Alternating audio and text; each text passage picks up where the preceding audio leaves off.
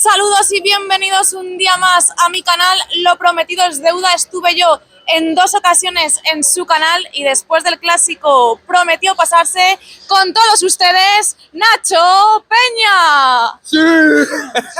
¿Qué tal, Maribel? Bueno, Nacho, es un placer, un honor tenerte aquí en el canal. Has visto que soy un hombre que cumple sus promesas. Sí. Yo te dije, me voy a pasar por tu canal. Tú eres la que no me llamabas. Sí, es eres verdad, la que no es me verdad. llamabas, pero por porque fin se nos ha hecho. Sinceramente, me daba cosa porque eres un hombre muy ocupado y no te quería molestar. Vale. Nada, es verdad que ando de aquí para allá todo el día, de arriba para abajo, pero yo para la buena gente, para los buenos trabajadores y para la gente que cuenta como tú, Maribel, también todos los avances del Estadio Santiago Bernabéu, pues evidentemente saco un hueco cuando tú me lo pidas. Vale, pues la idea es dar una vuelta por los exteriores del Santiago con Nacho Peña, hablando un poco de toda su trayectoria, que es bastante, y vamos a analizar un poco la actualidad del Real Madrid y también, como no, de las obras. Así que, dentro vídeo. Con todos ustedes, Maribel de Jesús.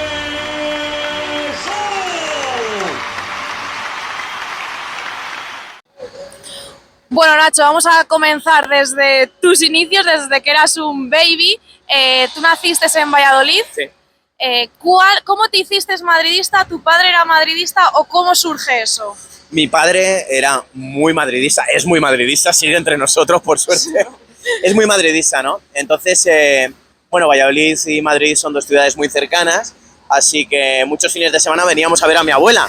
Y mi padre aprovechaba y nos traía al templo, nos traía al Estadio Santiago Bernabéu. Yo recuerdo que el primer partido que vine a ver fue un Real Madrid Deportivo de La Coruña, creo que acabó 1-0. Recuerdo a Hugo Sánchez, recuerdo sus volteretas, recuerdo el ambiente del Estadio Santiago Bernabéu, recuerdo haber venido al Gallinero. Ahí donde estoy yo. Ahí está, y lo tengo muy marcado, ¿no? A ver, yo evidentemente fui socio del Real Valladolid durante 7 años. Joder. Y el Valladolid está en mi corazoncito y yo sufro por el Pucela, evidentemente. Y ahora con Ronaldo es como Pues, claro. un poco de... Le tenemos como cariño, ¿no? Al Valladolid solo por eso. Claro, porque hay una unión, que yo creo que entre Valladolid y Madrid siempre ha existido, pero ahora ya con Ronnie de presidente, tú imagínate, y cómo está mi Pucela, está espectacular. Pero bueno, mi padre me fue metiendo ese gusanillo madridista y luego con 15 años me vine a vivir a Madrid y ya pues todo explotó, ¿no? Joder, pues te viniste súper pronto, ¿no? Sí, 15 añitos, es que a mis padres les destinaron por trabajo. Ah. Te voy a decir, el primer partido que vine al Bernabéu viviendo ya en Madrid, ¿vale? Fue un Real Madrid-Real Sociedad, en el que el Madrid, creo que es 4-2 o 4-1 el resultado final, es el mítico en el que Raúl se lleva el balón con el tacón y luego pone la vaselina que pega en el larguero, bota y se mete. Encima viniste a un partido bueno. ¡Buah! Creo que costó 500 pelas el Gallinero. 500 pelas eran el equivalente a 3 euros de hoy. Ostras, Dios mío. 3 euros de hoy. Lo vimos, mi hermano, mi padre, mi abuelo y un servidor. ¿Cómo gritamos aquel gol de Rulo? Bueno, ahora mismo estamos viendo esta esquina. ¿Cómo te está pareciendo las obras? O sea, al final vienes cada partido a cubrirlo y aprovechas ese momento para ver los avances. ¿Te está gustando el resultado final de las famosas lamas? ¿O te lo imaginaba de otra manera? Esto está quedando espectacular, espectacular. No, me lo imaginaba así, porque yo creo que las recreaciones que hemos podido ir viendo a través del Real Madrid, de Caireta, de ti misma, de un poquito todo lo que nos contáis, yo creo que nos ha acercado mucho a cuál iba a ir siendo el resultado final. Las lamas, sé que se llaman así gracias a ti, porque tú me lo has explicado muy bien. Otra cosa son los componentes de las que estén hechas, eso ya... que luego nos riñen si nos equivocamos. Sí. Pero bueno, las lamas están quedando espectaculares. Esto va a un ritmo vertiginoso. Estamos sobre Concha Espina y prácticamente toda esta tribuna es que está cubierta. Sí. Está casi hecha. Fíjate que bueno, que esto, no sé decirte, pero a lo mejor la piel de fuera puede estar a algo más del 50%. Sí, podríamos decir que sí, o más o menos 50-51, si quieres vamos caminando. Y ya está quedando espectacular. Tú imagínate cuando esté todo esto acabado. Yo creo que cuando comiencen con los laterales, ahí va a ser... Para mí en el parón del Mundial es como la traca final. Lo he denominado así, la traca final, porque creo que va a haber un antes y un después. Ahora cuando entremos al último partido contra el Cádiz, después cuando lleguemos aquí, porque el Madrid no juega hasta finales de enero. Entonces creo que que habrá un antes y un después. Pero bueno, siguiendo un poco con tu vida, para que haya aquí un poco de salseo en el canal, tú te vienes con 15 años porque se desplaza tu familia, etcétera, ¿y en qué momento decides estudiar periodismo? Bueno, yo lo del periodismo deportivo te tengo que decir que viene de antes, de cuando era chiquitito yo ya lo sabía. Yo iba a ver los partidos del Valladolid ahí en tribuna y yo detrás tenía los narradores, ¿vale? De las radios. Por entonces el campo del Valladolid estaba mucho más dejado y había muchas de esas cabinas que no tenían cristal. Entonces tú oías perfectamente a los narradores, ¿no? Cantar los goles. Y yo recuerdo estar con mi abuelo y con mi hermano y muchas veces en vez de mirar al terreno de juego yo me quedaba embobado mirando a los narradores cómo cantaban los goles, ¿no? Y noté que, no sé, que el fútbol, que lo que provocaba en la gente, que la manera de transmitirlo era algo diferente, que me parecía muy bonito y tenía muy, muy claro que quería dedicarme a eso, ¿no? Cuando vine a Madrid, pues fue una consecución natural de los acontecimientos. Y bueno, cuando tuve la oportunidad de estudiar la carrera, periodismo era la carrera y nada, y en tercero me puse a trabajar por primera vez. Mi primer curro fue en Onda Cero. Eso te iba a decir, que al final tú siempre valoraste periodismo deportivo, o sea, no valoraste otro tipo de periodismo, y tu primera práctica, por así decirlo, o trabajo ya real fue Onda Cero. Y después, ¿cómo surge esa trayectoria que tiene su mérito hasta llegar hasta el día de hoy? Buah, la verdad es que pasaron un montón de cosas, porque, mira, fíjate, yo empiezo en Onda Cero el verano de 2004 y tengo ahí pues mis primeras prácticas, por así decirlo, y poquito después ficho por Punto Radio. Me lleva Pedrerol a Punto Radio, cadena ya extinta que no existe, y yo ahí, bueno, después de trabajar y empezar con baloncesto, con lo que surgía, me surge la oportunidad de narrar al Getafe. Los partidos del Getafe. El Getafe de entonces... Encima lo que tú siempre habías soñado después de de estar con los narradores del Valladolid detrás. Claro, tú imagínate.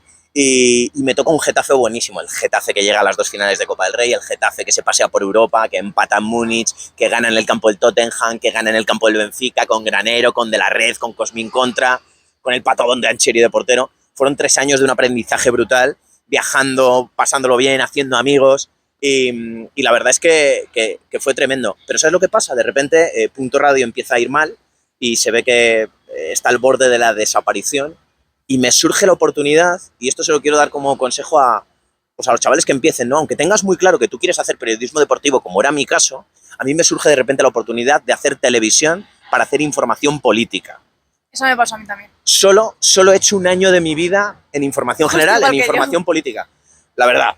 No es que me lo pasara yo especialmente bien, pero me ayudó a muchas cosas. Me ayudó a ponerme por primera vez delante de una cámara, a saber desenvolverme delante de una cámara, a sufrir, sí que es verdad, pero a adquirir unos conocimientos y unas tablas que cuando luego volví 1 año después al periodismo deportivo me sentía súper sobrado, ¿sabes? Porque decía, joder, si estaba hablando de algo que tampoco controlaba tanto y que me costaba tanto y que sufría tanto delante de una cámara, ahora hablar de fútbol delante de una cámara, que fue mi oportunidad para Punto Pelota, va a ser mucho más fácil. Y no sé si te pasó a ti en ese caso, porque a mí lo que me ocurrió, yo estuve 1 año en Intereconomía, unas prácticas, igual, política, me tocó el procés, imagínate. Bueno. Entonces creo que también aprendes a valorar y ya toma la decisión de decir, jolín, ya sabes realmente lo que quieres y lo que no quieres. Total. Pero sí que es verdad que mucha gente me dice, Intereconomía tal. Yo en Intereconomía aprendí un montón, porque claro, éramos muy pocas personas, entonces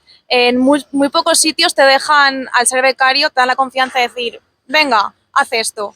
Y en Intereconomía sí, gracias a que somos pocas personas, haces de todo, sí. Aprendes de todo. O sea, para mí fueron como prácticas particulares, o sea, fueron clases particulares, lo que no había tenido en la universidad. Entonces sí que es verdad que a mí la política no me gustaba, pero aprendí muchísimo y a lo mejor gracias a eso tengo que me queda mucho por aprender. Ahora seguimos hablando de eso, Nacho, de las prácticas y demás, que es un tema bastante importante, pero tenemos aquí a Vinicius. ¿Tú le ves? Ay, ¿Y qué piensas? Pues mira, yo pienso, veo esa sonrisa y a mí me alegra el día, a pesar de estar en un día post en el que las cosas han salido mal, ¿no? Pero pienso en qué fuerte ha sido mentalmente este chico, sí. Qué capacidad de aguante ha tenido, qué duro es de coco para haber soportado memes, bromas, mofas, agresiones, Bueno, como insultos la de- racistas de todo tipo y condición, y haber sido capaz de romper todas esas barreras y ser quien es hoy en día, ¿no? El futbolista con mayor progresión y con mayor proyección para mí del fútbol mundial, un tipo que ha aprendido a quedarse delante de la portería y a meterla para adentro, un futbolista que se ha hecho importante también para su selección brasileña y que va a estar en el Mundial de Qatar, y un futbolista que en muchos sentidos me parece un incomprendido, y me parece que hay barra libre con él, y me parece que todo vale con Vinicius Junior. Llevamos un año muy complicado, donde hemos vivido lo del Metropolitano, los cánticos racistas. Venimos de un año pasado en el que ya empezó la barra libre con la cacería, aquella en Mallorca, con Mafeo haciendo las entradas que hizo.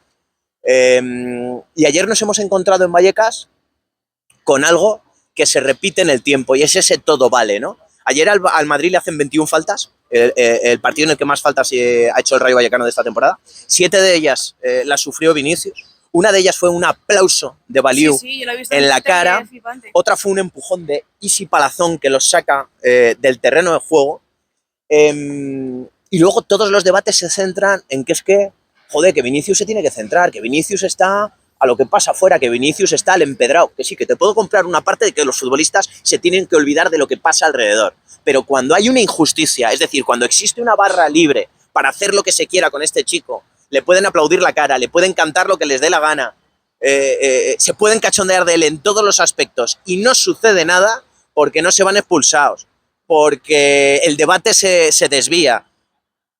Entramos en el campo de la injusticia. Y al entrar en el campo de la injusticia, entiendo que Vinicius tenga dificultades para gestionar. Pero no sé si lo ves, tú imagínate que Vinicius no jugase en el Madrid, no pasarían estas cosas de, al final ayer la agresión hubiese sido roja, hubiese entrado el VAR, creo que también es tan injusto con él porque juega en el Real Madrid, porque si jugase en el Barça esto no hubiera pasado, o sea, estaría más protegido, primero por los medios de comunicación y segundo, pues por todos los árbitros, o sea, ayer la agresión esta que le aplauden en la cara, ni siquiera va a verla al VAR. Bueno, es que Baliu, que le he escuchado esta mañana en Radio Marca, reconoce que plantearon un partido para desquiciar a Vinicius, que vieron que había salido la convocatoria de Brasil y que dijeron vamos a marcar territorio y vamos a meterle miedo y vamos a intentar desquiciarle para que no haga un buen partido, ¿no? Entonces, bueno, esto puede ser hasta un punto, si tú no vas a lesionar a alguien y tal, puede ser hasta un punto entendible que un equipo pequeño quiera jugar con esas armas. Pero es que hay un juez, hay un colegiado precisamente, y vamos a lo que tú dices, que tiene que dirimir y que tiene que cortar eso. Y ayer no lo hizo Munuera, no lo hizo en ningún aspecto. Con lo cual, pues existe una doble vara de medir con el Madrid y con el resto de equipos a la hora de mensaje mediático, a la hora de periodismo y vertientes de debate, y evidentemente existe una doble vara de medir cuando las faltas se las realizan a Vinicius o a un futbolista que lleve la camiseta blaugrana o que lleve la camiseta colchonera. Vamos a seguir caminando porque ya estamos viendo aquí otro de los protagonistas, Karim Benzema. Bueno, hay mucha gente que está medio enfadada con él, cabreada con él, porque le acusan o le señalan directamente que creen que se está borrando del Real Madrid porque lo está dando todo, o sea, se está reservando para el Mundial. ¿Tú qué piensas? Mira, mi cariño, lo primero que pienso es que llevamos la misma largura de barba. La misma, lo que pasa es que yo tengo algunas canas más. Bueno, él ya empieza también a salir las primeras canas. Mira, yo te digo, a mí es que Benzema nunca me ha dado motivos para pensar que se esté borrando. O sea, yo creo que si Benzema estuviera para jugar, estoy seguro que estaba sobre el terreno de juego. Porque además tú hablas con futbolistas, por mucho que existe ese miedo, evidentemente porque viene el Mundial y que si te rompes que... Y que seguramente sea el último Mundial, sí. Él se ha perdido mucha etapa de la selección, entonces es verdad que tendrá ganas de jugar, pero... Sí, pero nos ha demostrado varias cosas, Karim Benzema. Primero, que es un futbolista que conoce su cuerpo a la perfección y que cuando ve que se va a romper o que puede tener algún problema, levanta la mano y pide el cambio. Lo ha hecho desde su llegada al Real Madrid, la temporada pasada lo hizo en varias ocasiones, oye, notaba que levantaba la mano, pero cuando ve que está para jugar, también entra en el terreno de juego. A ver, estamos hablando de un tío que aquí le estamos viendo sin su mítica venda en la mano, pero tiene un dedo roto, lleva con el dedo roto 2 años y no se opera para no perderse. No se opera para no perderse un partido con el Real Madrid. Entonces, un tío que no se opera durante 2 años para no perderse un minuto con el Real Madrid, ahora de repente es que se está borrando. Yo, sinceramente, Karim Benzema no me ha dado motivos nunca para pensar que se puede borrar. Si no está en el terreno de juego, es porque no está para jugar. O sea, de hecho, el otro día para eso no sale los 25 minutos que sale contra el Celtic. Por esa regla de 3 dice, oye, un partido resuelto que ya está, ¿para qué voy a salir 25 minutos? ¿Para romperme y perderme el Mundial? Y sí que sale porque intenta probarse. Para decir, joder, si estoy bien, continúo y juego el próximo partido. Se prueba, juega, ve que no está bien, no entro en la convocatoria. O sea, a mí este señor nunca me ha dado motivos para dudar de él. El día que me dé motivos para dudar, entraré con fuerza por él. Y con las sospechas. Pero es que no me los ha dado, con lo cual yo tengo confianza ciega en este señor. Vamos a seguir caminando porque el Madrid ahora ha puesto estas fotos y la siguiente foto que nos encontraremos es la de todo, bueno, aquí está el equipo femenino. La siguiente que nos encontraremos es el 11 inicial que comenzó, que ayer nueva derrota contra el Rayo Vallecano en esta ocasión. ¿Es el mismo de ayer? No, Camavinga casi, está, casi, pero bueno, más o menos Camavinga. Camavinga. Y bueno, está Benzema también. ¿Qué crees que le está ocurriendo al equipo o a qué se debe ese bajón? Es verdad que, claro, al final una temporada pues hay altos y bajos, pero ¿qué crees que le pasa al equipo? Es una tendencia que viene desde... Es que tú fíjate que es una tendencia que viene ya de unas 3 semanas, ¿no? Primero fue el Leipzig, después fue el empate en casa contra el Girona, está ese medio stop con el Celtic y nos encontramos con lo de ayer en Vallecas. Yo, sinceramente, tú y yo estuvimos ayer en Vallecas. El Madrid jugó sin intensidad, sin concentración, sin ganas y sin actitud. O sea, y sin todas esas cosas es muy complicado llevarte un partido. En Leipzig fue igual, salió sin concentración. Y llegaron los goles como llegaron al comienzo del encuentro, como ayer que le meten un gol, el gol de Comesaña, que llega en el minuto 5. Yo, sinceramente, los otros días lo achaqué un poquito más a distracciones puntuales. En el día de ayer, yo de verdad, y siento decirlo así, creo que el Mundial sobrevolaba por la cabeza de varios futbolistas, porque es que no ganaba duelos. O sea, es que los jugadores del Real Madrid no ganaban duelos, no iban al choque, no iban a los contrabalones, estaban timoratos. Entonces, bueno, pues te puede hacer pensar un poquito que la cabeza, que las intenciones, que las ganas y que la actitud no estaban tanto en Vallecas y sí tenían la cabeza distraída por lo que viene por delante. ¿Me parece humano? Hay un momento, si te fijas, me parece humano. Que, a ver, también es razonable, al final muchos de estos jugadores será su último mundial, vamos a ir caminando si quieres. Hay un momento en el que Carvajal siente algo y se tira al suelo, o sea, al final yo creo... Es verdad que estos jugadores pues lo han dado todo con el Real Madrid, o sea, eso no hay duda, y que se enfrentan ante la posibilidad de jugar un último mundial. Para muchos de los jugadores es algo muy importante y encima es un mundial que es diferente al resto porque nos encontramos en mitad de la temporada, hay parón y quizás puedan llevar a que los jugadores piensen, bueno, queda mucha temporada, ya volveré del mundial, que el mundial lo que tiene es que muchos jugadores se hacen balones de oro y luego no vuelves a saber nada de ellos, pero eso es muy gracioso. Pero bueno, que dicen, pues queda mucha temporada, entonces quizás también por eso se dejen un poco llevar. Es humano, o sea, es que es humano, ¿qué puedo decir? Lo primero, que este mundial está muy mal colocado donde está colocado, pero bueno, esto ya lo sabíamos desde hace años que iba a suceder. Y los hándicaps que conlleva son que los futbolistas andan con miedo. Pues a lo mejor alguno ha visto a Di María pegarse una carrera y romperse aquí detrás y decir, joder, a ver si me va a pasar a mí lo mismo. Claro, porque hay jugadores, Varane ya se pierde el mundial. Se lo pierde, Pogba se lo pierde, Kanté se lo pierde. Bueno, ojo Francia, que Francia tiene un plantillón, pero el bajón que ha pegado con las lesiones y tal. Mira, que yo insisto, creo que es humano, creo que es imposible sacarlo de la cabeza. Me parece que el Real Madrid y muchos equipos también apretaron muchísimo al principio para intentar estar gorditos en la clasificación, tener un colchón importante de puntos, y a medida que nos hemos ido acercando a la cita mundialista, pues ha pegado un poquito el bajón. Y que bueno, que también hay que tener en cuenta que en todas las temporadas hay picos muy altos y picos muy bajos. Y ahora el Madrid pues está tocando el pico más bajo. Vamos a volver un poco a las obras. Tenemos aquí estas 4 vigas, como llamó Florentino Pérez, o cerchas. Esto es impresionante. O sea, yo creo que no nos hacemos la idea. Esto lo tienen que subir, introducir dentro del estadio. Eso va a ser una maniobra espectacular.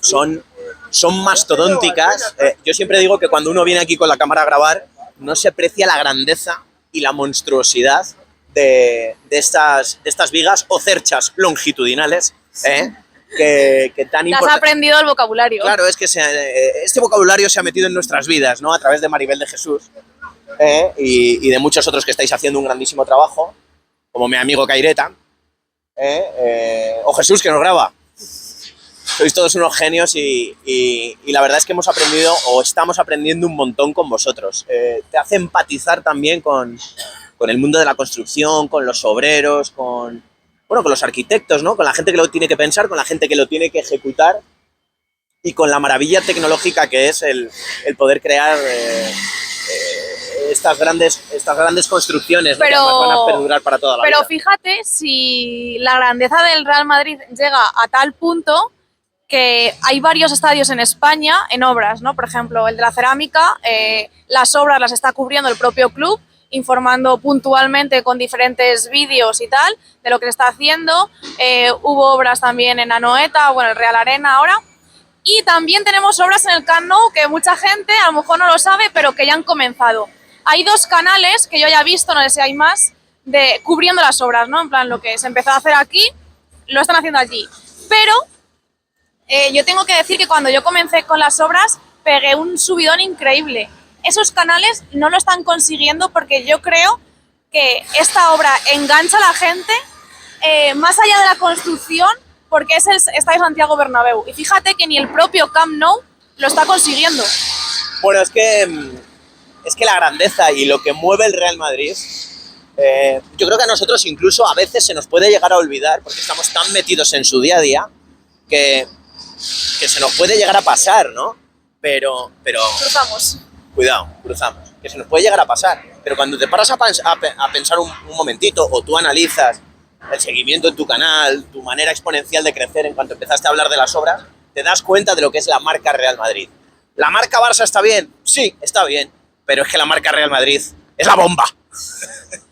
Siguiendo un poco, nos hemos quedado ahí con tus prácticas. Tú entras a hacer política y después, ¿qué pasa? Después de ese año cubriendo la política. Pues mira, vine aquí al Estadio Santiago Bernabéu a cubrir la presentación de Cristiano Ronaldo. ¡Ostras! Vine a cubrir la presentación de Cristiano Ronaldo para la televisión de información general, pero yo siempre que había un tema deportivo pedía bola y venía para acá. Y me encontré a Pedrerol y me dijo que habían empezado un proyecto nuevo que se llamaba Punto Pelota, que se habían hecho con las imágenes y que necesitaba alguien que fuera los fines de semana a hacer los resúmenes tanto de primera como de segunda división y tal. Vamos caminando. Y que, como yo ya había trabajado con él pensaba que yo podía ser la persona adecuada. Y te fichó. Y me fichó. Entonces yo ese año compaginé la información política, porque he mentido antes, estuve 2 en realidad en información política, pero es que uno de ellos lo compaginé con el deporte, con Punto Pelota. Y pasé ese primer año haciendo los resúmenes. Y a la temporada siguiente ficha a Mourinho por el Real Madrid. Y en ese momento me dicen, oye, a partir de ahora te encargas tú del Real Madrid. Y ya pillé al Real Madrid esa temporada, que es la temporada 2010-2011, y hasta día de hoy, no lo has soltado. Creo que son 13 años, sigo cubriendo la actualidad, los entrenamientos, los partidos, las ruedas, las flash interviews del Real Madrid desde hace 13 años. Encima, tienes la suerte, la fortuna de cubrir al Madrid, que no siempre pasa que los periodistas puedan cubrir a su equipo. O sea, eso, fíjate. Porque tú imagínate que te toca cubrir al Barça o al Atleti. Sí. Claro, para mí... Hay muchos casos de esos, ¿eh? A mí, la primera, yo hice las prácticas firmadas en Telemadrid y me tocaba muchas veces hacer, piezas y tal sobre el Atleti. Encima era el Atleti en ese año, se jugaba la Liga contra el Barça. Y para mí era como muy complicado ponerme en la piel pues yo qué sé, lo que quería ver un Atlético, de ese optimismo de va a ganar, ensalzar, por así decirlo, al Atleti. O sea, para mí me costaba Dios y ayuda, te lo digo de verdad. Bueno, pero al final podríamos decir que salió bien porque esa liga la ganó el Atlético de Madrid con el gol de Godín, ¿no? En el Camp Nou. Mejor que la gane el Atlético que la gane el Barça, por lo menos ese en mi caso. Aunque a ti te veo con ciertas dudas, ¿eh? No, yo te lo digo de verdad. Claro, al final Telemadrid es una cadena pues de Madrid. Y de todos los Y equipos de yo Madrid. estuve 3 meses y yo decía, madre mía, porque es lo que tú dices. Iba ahí el Atleti y tal, Pascual, y claro, si hubiese seguido yo en las prácticas, me hubiese tocado ponerme la camiseta del Atlético de Madrid, lo cual te digo sinceramente que me hubiese negado, me hubiesen echado de las prácticas, no me la hubiese puesto. Hay cosas, al final... Hay cosas por las que no ibas a pasar, Maribel. Exacto, no sí. ibas a pasar. Bueno, Por a mucha mí práctica que me fuera. comentaron muchas veces que antes, en algunos medios, si tú eras de un equipo, te hacían quitarte de ese equipo, del carnet de socio, tal. Yo tenía muy claro que a mí me ha costado mucho. Bueno, yo desde el 2001 soy socia del Madrid. No iba a perder el carnet de socio por ningún medio, porque siempre he tenido claro que antes que ser periodista soy madridista. Eres madridista. Es un poco complicado, es una lucha ahí, pero claro, yo antes de estudiar periodismo ya era madridista. Yo es que creo que eso ha cambiado mucho. Hasta quizás hace una década, bueno, los periodistas se tapaban más, no mostraban tanto cuál podían ser sus preferencias, pero me parece que la manera de comunicar, tanto en los medios de información general como en las nuevas redes y las nuevas plataformas que han aparecido, han cambiado mucho. Y dudo que nadie te pudiera plantear eso a día de hoy. O sea, me parece que eso es imposible. De hecho, yo creo que se lleva más eso, ¿no? El periodista que se sabe de qué pie cojea y con el que se puede hacer una tertulia que pueda ser más divertida o que pueda enganchar más al aficionado. Lo vemos constantemente en todos los órdenes, ¿eh? En la política te montan una mesa y ves muy clarito quién apoya al PP, quién apoya al PSOE, quién le filtra a Podemos y quién le filtra a Y al final yo creo que también es bueno para el espectador el decir, mira, yo no te estoy engañando, yo soy del Madrid, luego tú ya juzgas mis opiniones o piensas lo que sea. Claro. Sí que es verdad que creo que las redes sociales al periodista le han dado libertad. Mucha. Y un nivel de crítica importante también. El hecho de saber qué es lo que opina la gente de ti, hacer que tus espaldas sean más anchas porque vas a tener que recibir mucha crítica, que también te puede ayudar a mejorar, ¿eh? No hablamos del hate Sí. exagerado que también se produce y que también se vive, y esta especie de bullying que se vive en las redes, que es lamentable y que todos lo sufrimos en mayor o menor medida, pero sí a la hora de... Bueno, yo siempre soy de extractar lo más positivo y utilizarlo para mi bien personal, ¿no? Yo creo que tenemos una gozada, y es que, y mira, esto te lo digo tú que también que has trabajado en información general. Yo cuando hablaba o cuando cubría información general, rara vez daba una buena noticia. Eran todo disgustos, eran todo cosas que afectaban en el día a día de los españoles, que les estabas dando malas noticias. Oiga, que el fútbol es, puede ser la cosa más importante de las menos importantes, pero que está para divertirse, está para unir, está para discutir pasionalmente, pero sobre todo para olvidarnos de los problemas del día a día y poder... Te quiero decir que la gente se lo toma demasiado en serio, y no hay que tomárselo tan en serio, hombre, que esto es un divertimento que creo que puede servir para hacernos mejores como sociedad. Al final vienes aquí 90 minutos y te distraes, estás pensando en un tío ahí que está dándole patas a un balón, por decirlo así de esa manera, Sí. y te olvidas de tus problemas, porque al final sí que es verdad, mucha gente por eso creo que también le ha enganchado a las obras, porque es contenido diario, muchísimo contenido, porque bueno, ahora sí que es verdad que hacemos menos directos, pero mucha gente se ponía los directos a modo de distracción, aunque las obras le diesen igual, pero lo ponían de fondo o lo ponen de fondo y se olvidan de cualquier historia, y bueno, pasan ahí un rato divertido, nos echamos unas risas, y eso a la gente le ayuda y le sirve, y yo creo que le gusta.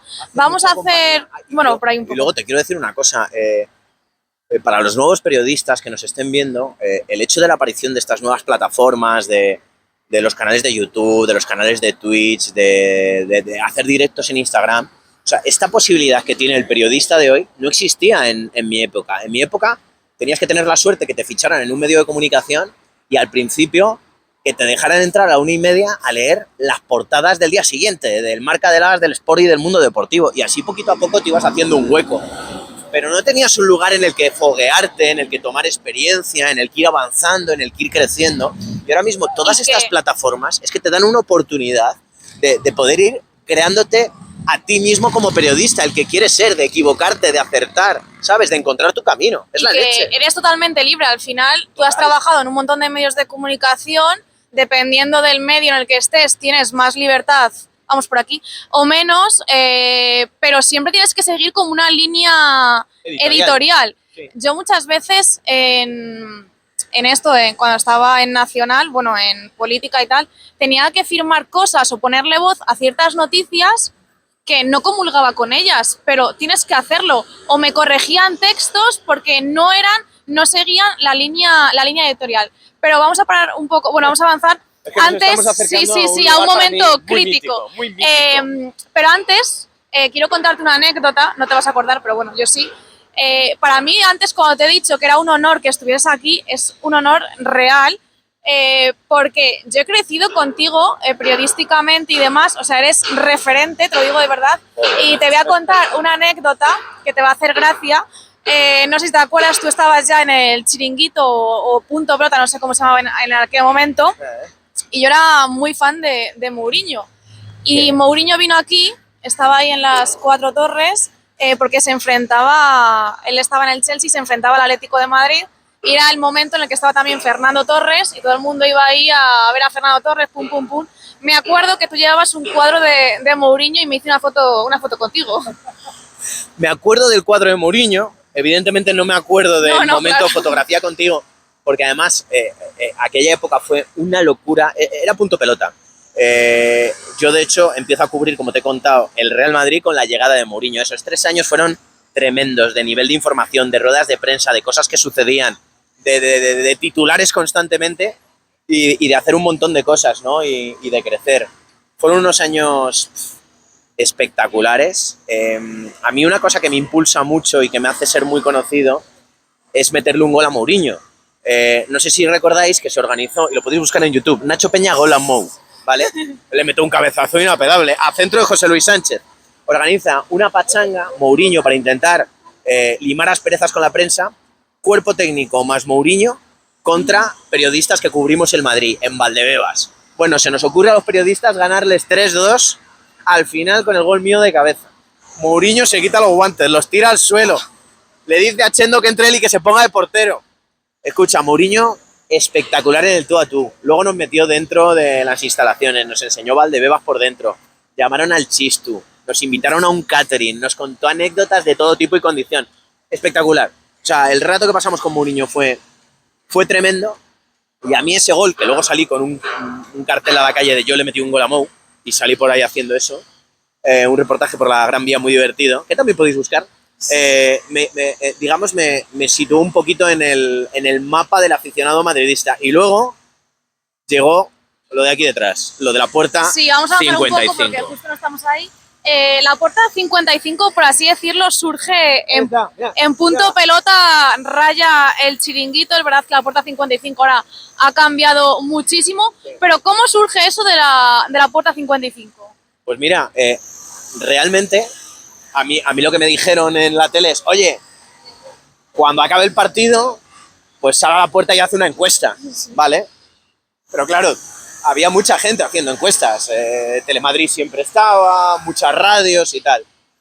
Y yo la verdad es que de una manera absolutamente inconsciente y simplemente pues por mi forma de ser o mi manera de comportarse o como yo soy, que creo que los que me conocéis sabéis que soy tal y como me muestro, empecé a adquirir una camaradería con el madridista en el que yo empatizaba mucho con ellos. Ellos venían un poco a modo terapia a mi micrófono a desahogarse, a alegrarse, a discutir a veces, a polemizar, y a muchos pues incluso porque lo que les molaba luego era verse en la tele, porque había personajes que eran fijos. Y oye, la bola fue creciendo. Ya hasta te buscaban, ¿no? Claro. En plan, vamos a la puerta 55 que está ahí Nacho. Es que a mí me ha pasado de todo en la puerta 55. O sea, me han besado, me lleva una colleja, me han manteado, una tía se despelotó, que llevaba hasta un mensaje aquí escrito. es que lo que no me haya pasado aquí, de repente aparecían personas. Un día recuerdo que vino Mañueco, el que hoy es presidente de la Junta de Castilla y León, y vino a un partido y quería salir en la puerta 55. Otro día aparecía había metido Morata el gol de la victoria en un clásico y aparecía el primo de Morata y venía a la puerta para enaltecer a su primo. Yo qué sé, pues un millón de cosas, ¿no? Me surgió hasta un imitador en Cracovia, que también es divertidísimo. Imitan la puerta 55 y hay un tío que me imitaba a mí, que lo hacía espectacular. De hecho, una vez un futbolista del Real Madrid, que no revelaré el nombre, me dijo: joder, Nacho, he estado viendo a tu imitador y lo hace mejor que tú, me dijo el cabrón. Vamos a continuar porque, bueno, tú, siguiendo con tu trayectoria, estás en el Chiringuito, ¿no? Y hay una pregunta que te quiero hacer sí o sí, porque a mí me pasó, ¿no? Y seguramente me la planteé cuando acaben las obras. Después de estar tantos años en un medio de comunicación como es el Chiringuito, un programa estrella, líder de audiencia, etcétera, etcétera, tú en algún momento decides irte del Chiringuito. ¿Nunca te dio como miedo o vértigo? Porque al final sí que es verdad que en el Chiringuito pues ha habido bastantes periodistas, algunos han entrado, otros han salido, algunos tenían más importancia, otros menos, pero tú eras como un personaje muy reconocido, un personaje fijo en el Chiringuito, de repente decides irte sin que haya habido ningún problema a simple vista. ¿Y cómo surge la salida? ¿Y no tuviste miedo a decir ahora ya me quedo sin trabajo, me voy del Chiringuito? Y es un poco en comparación, que no se puede hacer, ¿no? Pero los jugadores que se van del Madrid, sí, y luego ya como que hace mucho frío fuera del Madrid. ¿Tuviste miedo a que hiciese frío fuera del Chiringuito? A ver, quien te diga que lo tiene todo atadísimo en la vida y que sabe perfectamente cómo van a suceder las cosas, te está mintiendo, porque evidentemente el vértigo existió. El miedo no, no es lo mismo el miedo que el vértigo. Pero ¿sabes por qué? Estaba muy mitigado por una razón muy sencilla. A mí me llega una oferta muy interesante de DirecTV Sports, con los que sigo trabajando, para seguir cubriendo al Real Madrid, ir a todos los partidos, hacer las entrevistas post partido y participar en un show nocturno. Eso ya me daba a mí un punto de partida que era muy importante y era que me permitía seguir cubriendo la actualidad y el día a día del Real Madrid. Yo tenía claro en ese momento pues que necesitaba un cambio en mi vida, que me apetecía hacer otras cosas, que estaba seguro de que iban a surgir oportunidades y que confiaba mucho en mis posibilidades. Entonces el miedo, como te digo, no lo tenía. El vértigo, un poquito de vértigo te da, por supuesto, cuando estás en un lugar de tantísima exposición. Pero notaba también el cariño de la gente, empezaba a recibir llamadas de diferentes medios de comunicación tanteando y vi que la posibilidad de poder buscarme la vida por otro lado era real y que esa etapa, que fue espectacular en mi vida, maravillosa y a la que siempre estaré agradecida, había llegado a su fin y tocaba cambiar. Y animo también a los periodistas y a los que me veis a que salgáis de la zona de confort, de la zona de comodidad, que os atreváis, que tiréis para adelante, que seáis valientes y que yo soy un ejemplo de cómo, bueno, pues yéndote de un lugar que te dio la popularidad o que se sitúa en un sitio que te hizo muy reconocible para el gran público, pues se puede seguir teniendo y creando y forjando un camino muy exitoso como el que creo que yo tengo y agradezco de tener. De todas maneras, sí que es verdad que a lo mejor el Chiringuito te dio la oportunidad y fuiste visible, por así decirlo, gracias al Chiringuito. Hice lo mío yo también. Realmente nadie te ha regalado nada. O sea, sí, tú has sido un trabajador siempre y después te has... que te has buscado las castañas. Al final estás ahora, nos has contado fuera de cámaras, en 9 trabajos y eso pues no es porque la visibilidad del Chiringuito. Al final, si no hubieses seguido tú continuando trabajando, porque ¿cuántos años llevas ya fuera del Chiringuito? Más o menos 5 o 6. Recién el 17, con lo cual voy ya para casi 6 años. 10, sí, vale. Voy casi 6. Para 6 años ya. Por eso te digo que al final has seguido trabajando y bueno, otro de los momentos... Es que, ¿sabes lo que pasa? A mí la oportunidad que me surge con DirecTV Sports me gusta mucho porque me permite abrirme también a Latinoamérica, ¿no? Al otro lado del charco. Y no solamente a Latinoamérica, también el mundo hispanohablante de los Estados Unidos. Entonces también para mí era una manera de que mi marca personal, por así decirlo, se expandiera a nivel mundial, o sea, al otro lado del charco. Y me parecía una oportunidad más que interesante. A partir de ahí, mira, de DirecTV Sports, me llama Blue Radio Colombia, y, que es del grupo Caracol, es una radio gigantesca en la que trabajo también desde entonces. Y luego, poquito a poco, en España, pues te empiezan a llamar medios de comunicación. La gente que me sigue lo sabrá. Estoy en Gol Televisión, en Real Madrid Televisión, en Radio Marca, escribo en The Objective, trabajo para TV3, tengo mi canal de YouTube. Ahora mismo trabajo también en una agencia de comunicación, organizo eventos con futbolistas. Y estoy en un punto que acabo de cumplir los 40 años y bueno, pues la verdad es que estoy donde quiero.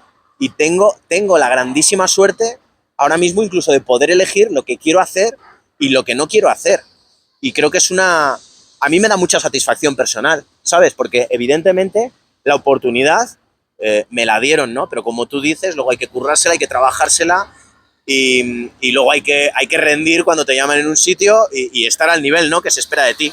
Y bueno, pues... Y otra de las cosas por las que eres reconocido mundialmente es por ser uno de los speakers del Real Madrid. No es el que escuchamos diariamente o semanalmente o cada 15 días en el Bernabéu, pero sí que eres el speaker de las grandes finales, por así decirlo, podríamos decirlo, ¿no? Internacionalmente, de la gran final. ¿Cómo surge? ¿Cómo es el momento en el que, vamos a esperar aquí que tenemos que cruzar, cómo es ese momento en el que te llama el Real Madrid y te dice, oye Nacho, quiero que seas el speaker de esta final? Pues mira, fue en 2014. A ver, yo tengo que decir que yo empecé con la del gol de Ramos en Lisboa, o sea, como se tiene que empezar. Y desde entonces, pues uno ya no lo ha dejado. Es el speaker internacional del Real Madrid con grandes resultados que se cuentan por victorias, todos y cada uno de ellos, lo cual es espectacular. Pues mira, era mi época de mayor pico en la puerta 55, la locura instaurada entre el madridismo y mi persona, y entonces pues la cosa fluía muy bien y el Real Madrid considera pues que puedo ser la persona indicada para ser el speaker en la final, porque en las finales, para la gente que haya estado ya lo sabrá, pues hay mucho show, ¿no? Hay parafernalia. No solamente das las alineaciones, que las hacemos así corales, con el 1, Tibú, Courtois. Sí. Entonces fue Iker, Casillas, ¿no? En su día. Pero luego, pues, entrevistas a aficionados que estás en la grada, levantas unos cuantos cánticos, das paso a un par de vídeos, hay que hacer, estás en las fanzones también animando al personal. Entonces es un poco, yo creo que era una labor muy adecuada para lo que yo soy y lo que yo represento, ¿no? Y bueno, pues el Real Madrid así me lo transmitió, pensaron que era la persona adecuada. ¿Y no te lo pensaste? Y no me lo pensé, evidentemente, y dije que sí, fui para allá, fui a Lisboa. Y desde entonces, pues ha sido una consecución gloriosa. No puedo estar más honrado de que pensaran en mí y agradecido evidentemente siempre al Real Madrid por haber confiado en mí para esta labor. Y bueno, el hecho de que los resultados hayan acompañado, pues yo creo que nos dejan a todos en buen lugar. Y después de estar en tantos medios de comunicación como los que estás, ¿cómo surge lo de hacerte un canal en YouTube? ¿O cuáles eran tus objetivos inicialmente? Joder, tía, pues mira, yo al principio creo que desaproveché un poco la oportunidad de cuando me marché del Chiringuito. Creo que tenía que haber aprovechado mejor la ola de hacer un contenido diario constante en el canal de YouTube.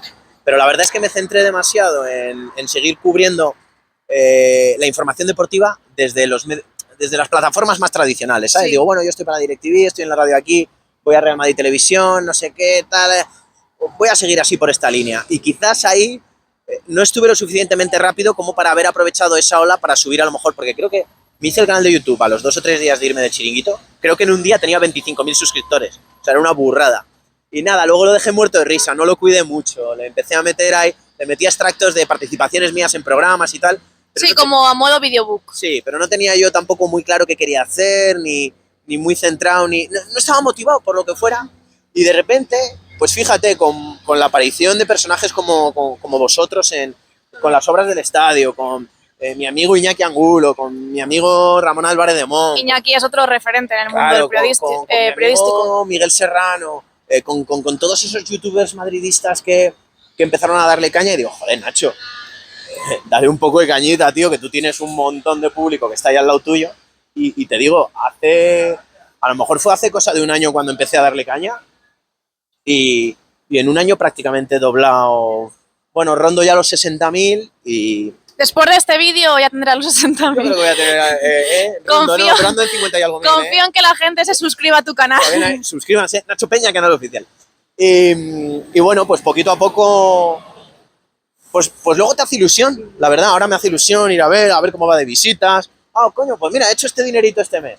Oye, pues no sé qué, y me gusta, es un pequeño espacio mío, es un rincón mío, que solo, o sea, quiero decir, es de todos, ¿no? Porque está hecho para la gente, pero quiero decir, a nivel común. Sí, que es un proyecto creado tuyo desde cero. Exacto, es tu cosita y tal, y me ilusiona y me gusta, y me funcionan bastante bien, sobre todo los insights funcionan muy bien,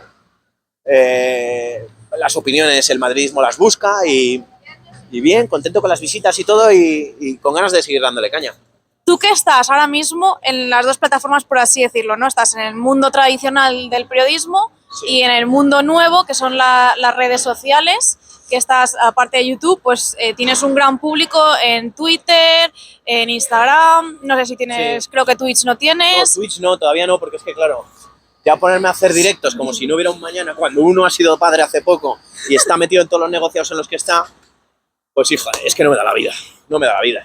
Volviendo, estás en los dos mundos, ¿no? Por así decirlo. ¿Cuál es la diferencia o qué te aporta el mundo tradicional que no te aporta el mundo nuevo y qué te aporta el mundo nuevo que no te aporta el mundo tradicional? Qué buena pregunta. Bueno, el mundo nuevo, yo creo que a todos los que nos dedicamos a esto, creo que aporta que tú das tu propia línea editorial y que tienes un nivel de libertad que en los grandes medios a veces no puedes experimentar, como hemos estado comentando, ¿no? ¿Y qué te aporta o qué me aporta el periodismo convencional, el tradicional, el de toda la vida? Pues dedicarme a lo que siempre quise hacer, como siempre me lo imaginé. Entonces, me da satisfacción poder estar en grandes plataformas, llegando a públicos muy diversos, quizás de una edad más mayor que la que puedes encontrar en las redes sociales, pero creo que todos al final se complementan, o sea, todos son ventajas. Llegas a un público más joven a través de las nuevas plataformas, llegas a un público más mayor a través de las antiguas, te sabes desenvolver en un plató, te sabes desenvolver en la habitación de tu casa, y creo que eso te hace un periodista o un comunicador más completo.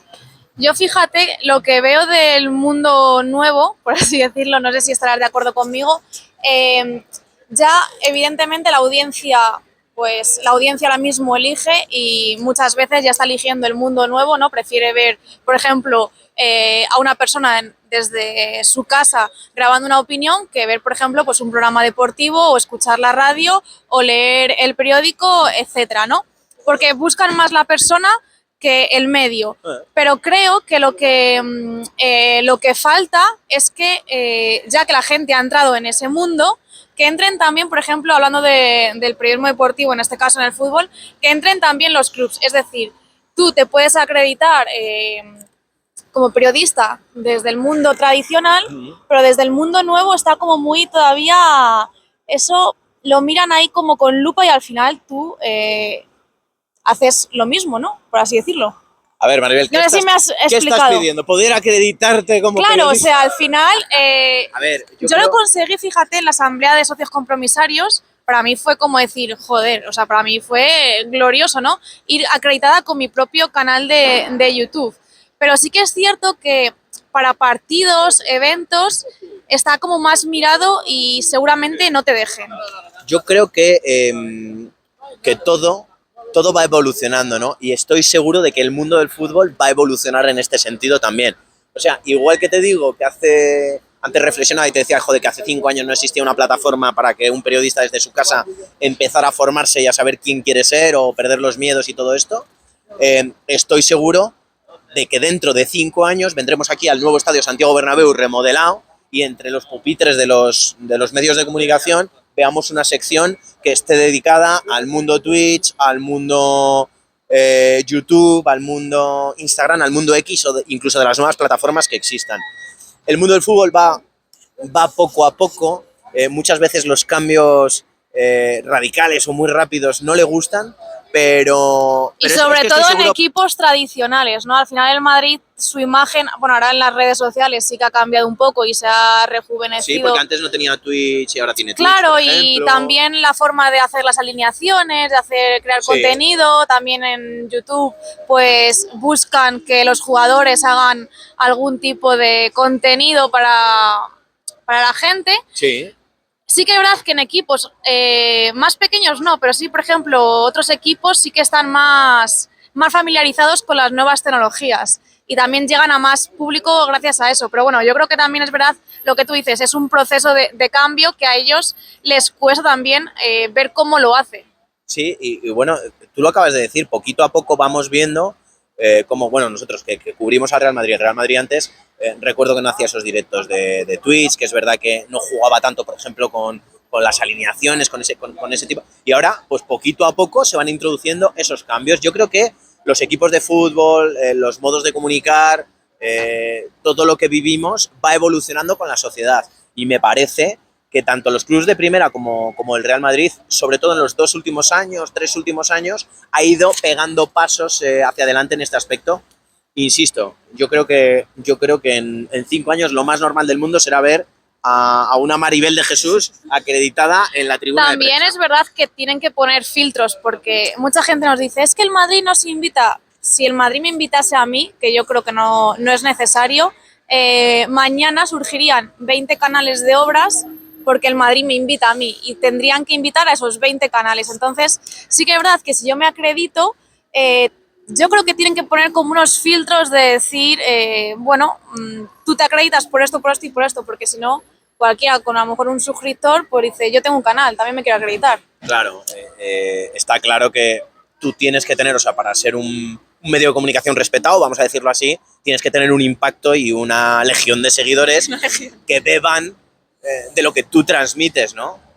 Porque si no, evidentemente, hay que establecer un filtro, si no una persona con 100 suscriptores podría venir aquí, o la gacetilla del barrio, con todo mi respeto, acreditarse para un partido del Real Madrid. Pues antes, evidentemente, te van a acreditar a un gran medio de comunicación que llegue a mucha gente, sobre todo porque tú no estás acreditando al medio de comunicación, estás acreditando a toda esa gente que quiere saber del Madrid a través del medio de comunicación que sigue. Cuanto más seguidores, evidentemente, más sentido tiene que puedas entrar acreditado al Estadio Santiago Bernabéu. Bueno, pues la verdad se me ha hecho corta la vuelta dándola contigo. Te quiero agradecer el hecho de que te hayas pasado, de que después hayas invertido aquí ese tiempo en este canal. Os voy a dejar todas sus redes sociales abajo para que le sigáis. Y de nuevo, muchísimas gracias, Nacho. No sé si quieres decir algo a modo de despedida. No, a ti, Maribel, darte las gracias, que te debía esta visita, que te dije que la iba a hacer y la hemos hecho. Que ya te llamaré y te liaré de nuevo para que vengas a mi canal de YouTube. Los madridistas tenemos que estar unidos. Sí, por supuesto. Y luego, felicitarte, o sea, darte la enhorabuena por la iniciativa que tuviste en su día, por las narices que le echaste para venirte aquí, trípode en mano, a grabar las obras cada día, a enterarte de cosas que, bueno, que no eran tu negocio en un principio y para las que has tenido que estudiar, documentarte, hablar con mucha gente. Por ser estricta en tu trabajo, por cuidarlo, por hacerlo bien, darte la enhorabuena. Pues muchas gracias. Y nada, me podéis dejar abajo en los comentarios todo lo que queráis. No sé cuánto durará este vídeo. Lo mismo dura más de 1 hora. ¿Cuánto dura? Bueno, pues 1 hora. Ha sido, pues eso. ¿Cómo vas a monetizar, en riguroso. Claro, es que vienen las navidades. Dejadme abajo en los comentarios todo lo que queráis. No olvidéis de darle a me gusta y de suscribiros tanto a mi canal como a su canal, como también a Jesús, que está grabando este vídeo. Y nada, nos vemos muy pronto. Chao. Bueno, Maribel. Por muchísimas.